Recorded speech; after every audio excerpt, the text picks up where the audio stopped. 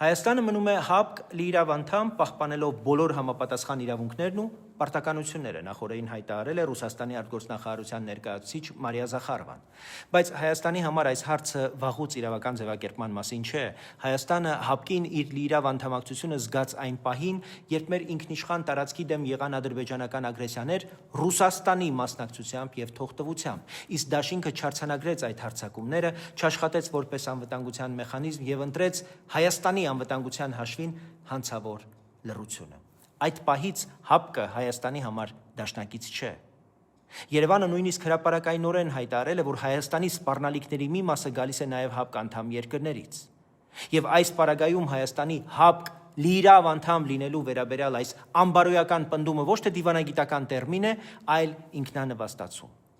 Պետությունը չի կարող միաժամանակ հայտարարել, որ քեզ սպառնում են ու շարունակել նստել նույն սեղանի շուրջ քեզ սպառնացող դաշնակիցների հետ։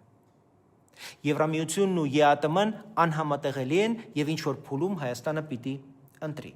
Կրկին նախորդին իրավամբ ասել է Ռուսաստանի փոխվարչապետ Օվերչուկը, ու խնդիրն այն է, որ Մոսկվան դա ներկայացնում է ոչ թե որպես տնտեսական տրամաբանություն, այլ որպես վերջնագիր։ Կընտրեք, թե չէ կպատժվեք տրամաբանությամբ։ Եվ հենց դրա համար էլ չպետք է սպասել, մինչև մեզ ԵԱՏՄ-ից դուրս հրավիրեն։ Պետք է հիմա վերցնել քաղաքական պատասխանատվություն, մշակել ԵԱՏՄ-ից դուրս գալու հստակ ճանապարհային քարտեզ, եվրոպացի գործընկերների հետ նախապես պայմանավորվել ռիսկերի կառավարման մասին եւ անմիջապես սկսել DCFTA-ի շուրջ բանակցությունները։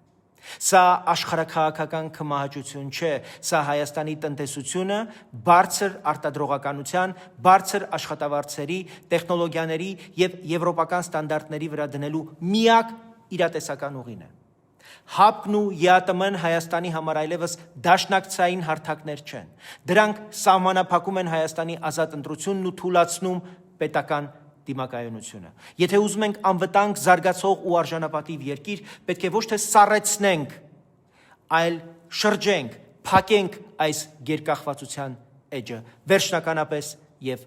անշրջելիորեն։